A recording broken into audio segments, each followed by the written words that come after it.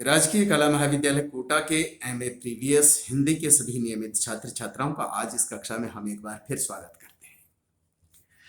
छात्रों,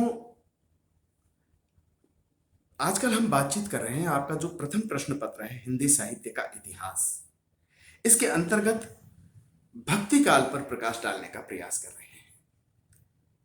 छात्रों, पिछली कक्षाओं में हमने जो हिंदी साहित्य का जो भक्ति काल है, इसकी जो निर्गुण काव्य परंपरा रही है, उस निर्गुण काव्य परंपरा में संत काव्य परंपरा और सूफी काव्य परंपरा पर प्रकाश डालने का प्रयास किया। छात्रों, आज हम बातचीत करना चाह रहे हैं हिंदी साहित्य के इतिहास के अंतर्गत भक्ति काल है। भक्ति काल में जो सगुण काव्य धारा रही है, उस पर बातचीत करना चाह रहे हैं। छात्रों, जो सगुणोपासक भक्त कवियों में भी आप देखेंगे कि कुछ कृष्ण को अपना इष्ट देव मानकर चले और कुछ राम को अपना इष्ट देव मान करके चले। तो जो कृष्ण को इष्ट देव मान करके चले, उन भक्त कवियों की जो रचनाएं हैं वो कृष्ण काव्य परंपरा के अंतर्गत मानी जाती है, और जो राम को इष्ट देव मान करके चले वो राम काव्य परंपरा के अंतर्गत मानी जाती है। यानी कि हिंदी साहित्य के इतिहास में जो भक्ति काल है, उसका जो सगुण स्वरूप है, यहां पर प्रमुखतः भक्ति काल को भी दो भागों में विभाजित किया गया है, निर्गुण काव्य धारा और सगुण काव्य धारा। सगुण काव्य धारा में भी जो कृष्ण को इष्ट देव मानकर चलने वाले भक्त कवियों की रचनाओं को कृष्ण काव्य धारा के अंतर्गत रखा जाता है, और जो राम को इष्ट देव मानकर चले उनकी रचनाओं को राम काव्य परंपरा के अंतर्गत माना जाता है। तो यहां पर यह स्पष्ट है कि सगुणोपासक जो कवि थे उनकी रचनाएं भी दो प्रकार की मिलती है, एक कृष्ण काव्य से संबंधित और एक राम काव्य से संबंधित। यदि छात्रों हम कृष्ण भक्ति काव्य धारा की ही बात करें तो आप देखेंगे इसमें सूरदास का प्रमुख स्थान माना जाता है। कृष्ण भक्त कवियों में सूरदास का प्रमुख स्थान माना जाता है, और वे कृष्ण भक्ति परंपरा के सिरमौर हैं। सूरदास का अष्टछाप के कवियों में भी प्रमुख स्थान है। छात्रों, सूरदास का अष्टछाप के कवियों में भी प्रमुख स्थान है। अब ये अष्टछाप के कवि कौन कौन है? तो भाई, अष्टछाप के जो कवि हैं वो हैं आपके सूरदास, नंददास, परमानंद दास, कुंभनदास, कृष्णदास, चतुर्भुजदास, गोविंद स्वामी, छीत स्वामी। ये 8 कवि अष्टछाप के कवि माने जाते हैं। सूरदास, नंददास, परमानंद दास, कुंभनदास, कृष्णदास, चतुर्भुजदास, गोविंद स्वामी और छीत स्वामी, ये अष्टछाप के कवि माने जाते हैं।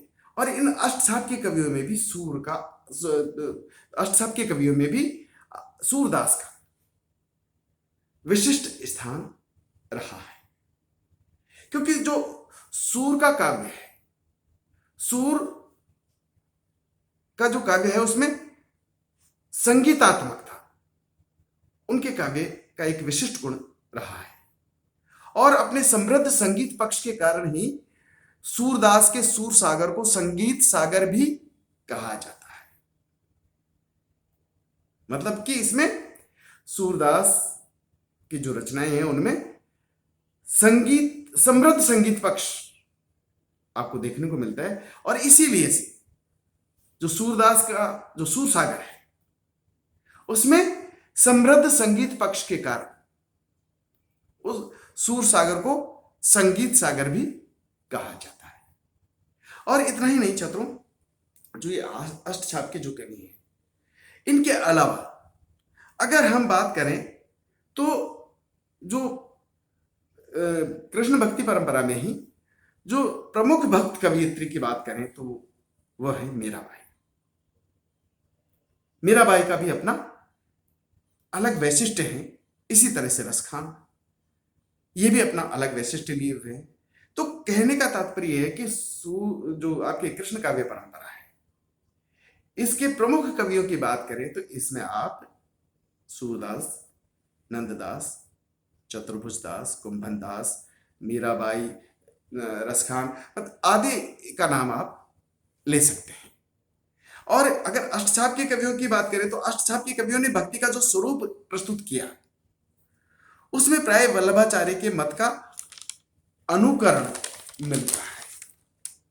वल्लभाचार्य के मत का अनुकरण मिलता है। इन भक्त कवियों ने कृष्ण की लीलाओं का वात्सल्य, सख्य आदि भावों में वर्णन किया है। आदि भावों में वर्णन किया है। वस्तुतः कृष्ण भक्ति शाखा में वात्सल्य, सख्य एवं माधुर्य भाव की भक्ति का प्राधान्य देखा जा सकता है। कृष्ण भक्ति शाखा में वात्सल्य, सख्य और माधुर्य भाव की भक्ति का प्राधान्य आप देख सकते हैं। कृष्ण काव्य का प्रमुख विषय कृष्ण की लीलाओं का गान है। कृष्ण काव्य का प्रमुख विषय कृष्ण की लीलाओं का गान है। इन लीलाओं में कवियों का ध्यान मुख्यतः कृष्ण के बाल और किशोर जीवन की ओर गया है। इन लीलाओं में भी जो कृष्ण की लीलाओं का जो वर्णन हुआ है उसमें भी कृष्ण की बाल लीलाओं और किशोर जीवन की ओर ही कवियों का ध्यान गया है। वात्सल्य के अंतर्गत कृष्ण की बाल लीलाओं, चेष्टाओं एवं यशोदा मां के हृदय की झांकी मिलती है। सख्य भाव के अंतर्गत कृष्ण और ग्वालों के जीवन की मनोरंजक घटनाएं मिलती हैं और माधुर्य भाव के अंतर्गत गोपी लीला प्रमुख है। तो इस तरह से जो कृष्ण भक्ति शाखा में वात्सल्य, सख्य और माधुर्य भाव की भक्ति का प्राधान्य आप देख सकते हैं। यदि हम बात करें कृष्ण काव्य परंपरा की भाषा की तो छात्रों कृष्ण काव्य धारा में प्रमुखतः साहित्यिक ब्रज भाषा का प्रयोग हुआ है। प्रमुखतः साहित्यिक ब्रज भाषा का प्रयोग हुआ है और कृष्ण काव्य धारा में मुक्तक शैली का प्राधान्य आपको देखने को मिलता है। कृष्ण काव्य धारा में मुक्तक शैली का प्राधान्य आपको देखने को मिलता है। इस काव्य में मुक्तक शैली के छंद पद, दोहा, चौपाई, रोला, कवित, समैया इत्यादि है। लेकिन छात्रों यहां यह भी स्मरण करना उपयुक्त होगा कि कृष्ण काव्य में काव्यधारा में मुक्तक शैली का प्राधान्य मिलता है, लेकिन यहां यह भी स्मरण करना उपयुक्त होता है या यह भी स्मरण करना आवश्यक है कि कृष्ण काव्य का सृजन प्रबंध शैली में भी हुआ है। कृष्ण काव्य धारा में मुक्तक शैली का प्राधान्य मिलता है, लेकिन यह भी स्मरण करना उपयुक्त होगा कि कृष्ण काव्य का सृजन प्रबंध शैली में भी हुआ है। कृष्ण काव्य में कुछ प्रबंध काव्य भी मिलते हैं और जिनकी भाषा शुद्ध ब्रज भाषा है, जिनकी भाषा शुद्ध ब्रज भाषा है। तो इस तरह से छात्रों हम देखते हैं कि जो हिंदी साहित्य के इतिहास के अंतर्गत जो भक्ति काल है उसकी जो प्रमुख दो काव्य धाराएं हैं, निर्गुण काव्य धारा और सगुण काव्य धारा। निर्गुण काव्य धारा में संत काव्य परंपरा है और सूफी काव्य परंपरा है, और सगुण में कृष्ण काव्य धारा और राम काव्य धारा। जो सगुणोपासक जो कवि हैं, भक्त कवि हैं, वो कुछ कृष्ण को इष्ट देव मानकर चले और कुछ राम को इष्ट देव मानकर चले। जो कृष्ण को इष्ट देव मानकर के चले वो कृष्ण भक्ति काव्य परंपरा कहलाई, और जो राम को इष्ट देव मानकर के चले वो राम काव्य परंपरा कहलाई। आज हम बात कर रहे हैं कृष्ण काव्य धारा की, और इसके अंतर्गत अभी हमने प्रकाश डालने का प्रयास किया कि इसके प्रमुख कवि कौन कौन है।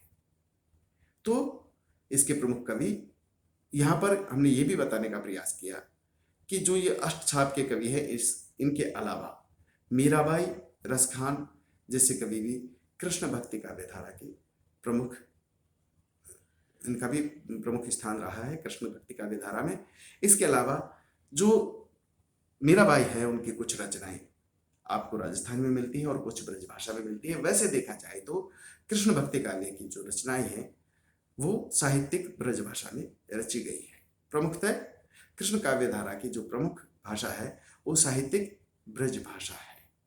इसी तरह से हमने बात की कि कृष्ण काव्य में मुक्तक शैली का प्राधान्य देखने को मिलता है, और मुक्तक शैली के अलावा हमें यह भी स्मरण करना उपयुक्त होगा कि कृष्ण काव्य का सृजन प्रबंध शैली में भी हुआ है, और प्रबंध शैली की जो भाषा है वो शुद्ध ब्रज भाषा रही है।